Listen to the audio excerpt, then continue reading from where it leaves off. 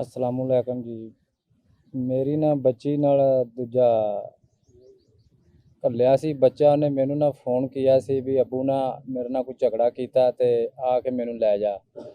ਤੇ ਮੇਰਾ ਟਾਈਮ ਨਹੀਂ ਲੱਗਾ। ਮੈਂ ਕਿਹਾ ਵੀ ਪੁੱਤਰ ਮੈਂ ਸ਼ਾਮ ਨੂੰ ਆਵਾਂਗਾ। ਤੇ ਸ਼ਾਮ ਨੂੰ ਮੈਂ ਆਇਆ ਤੇ ਮੇਰੇ ਬੇਟੇ ਨੇ ਛੋਟੇ ਨੇ ਕਿਹਾ ਵੀ ਅੱਬੂ ਤੂੰ ਘਰ ਦਾ ਕਰ ਲਾ ਤੇ ਮੈਂ ਨਾ ਆਪਣੀ ਭੈਣ ਨੂੰ ਬਿਠਾ ਲਿਆਉਣਾ ਵਾ। ਮੇਰਾ ਬੇਟਾ ਉਹਨੂੰ ਲੈਣ ਗਿਆ ਵੇ ਤੇ ਦੂਜਾ ਭੈਣ ਨੂੰ ਜਾ ਕੇ ਮਿਲਿਆ ਵੇ ਤੇ ਉਹਨੂੰ ਮੈਂ ਕਿਹਾ ਵੀ ਇਹਨੂੰ ਲੈ ਕੇ ਤੇ ਘਰ ਆ ਜਾ। ਉਹ ਜੀ ਉਹਨਾਂ ਨਹੀਂ ਆਉਣ ਦਿੱਤਾ। ਉਹਨਾਂ ਅੱਗੇ ਵੀ ਇੱਕ ਦੋ ਵਾਰ ਮੇਰੀ ਬੇਟੀ ਦਾ ਦੰਦ ਵੀ ਤੋੜਿਆ, ਸਿਰ ਵੀ ਪਾੜਿਆ ਤੇ ਅਸਾਂ ਬੱਚੀ ਭੇਜ ਦਿੱਤੀ ਵੀ ਬੱਚੀਆਂ ਵਸਦੀਆਂ ਘਰ ਚੰਗੀਆਂ ਲੱਗਦੀਆਂ ਨੇ। ਉਹ ਬੱਚਾ ਮੇਰਾ ਤਰਲੇ ਲੈਂਦਾ ਰਿਹਾ ਵੀ ਮੇਰੀ ਭੈਣ ਨੂੰ ਮੇਰੇ ਨਾਲ ਘਲਾ ਦੇ, ਮੇਰੇ ਅੱਬੂ ਮੇਰੇ ਲਈ ਘਲਾਇਆ ਵੇ ਵੀ ਲੈ ਕੇ ਆ ਜਾ, ਤੂੰ ਘਰ ਆ ਜਾ। ਤੇ ਉਹਨੇ ਨਹੀਂ ਘੱਲੀ। ਉਹਨੇ ਮੇਰੇ ਬੱਚੇ ਦੀਆਂ ਵੀ ਦੂਜਾ ਬਾਹਾਂ ਤੇ ਸੋਟੇ ਮਾਰੇ ਨੇ ਤੇ ਭੈਣ ਦੇ ਉੱਤੇ ਡਿੱਗਾ ਵੇ ਤੇ ਖੀਰੀ ਉਹਨਾਂ ਸੋਟੇ ਇੰਜ ਤੇ ਬੱਚੇ ਨੂੰ ਮਾਰੇ ਨੇ ਵੀ ਬੱਚਾ ਭੈਣ ਨੂੰ ਛੱਡ ਕੇ ਤੇ ਨੱਸ ਗਿਆ ਸੀ। ਖੀਰੀ ਜੀ ਨਾ ਉਹ ਬੱਚੀ ਮੇਰੀ ਨੂੰ ਇੰਨੇ ਸੋਟੇ ਮਾਰੇ, ਇੰਨੇ ਸੋਟੇ ਮਾਰੇ, ਤਿੰਨਾਂ ਥਾਵਾਂ ਤੋਂ ਉਹਨੇ ਦੋਵੇਂ ਲੱਤਾਂ ਤੋੜ ਦਿੱਤੀਆਂ।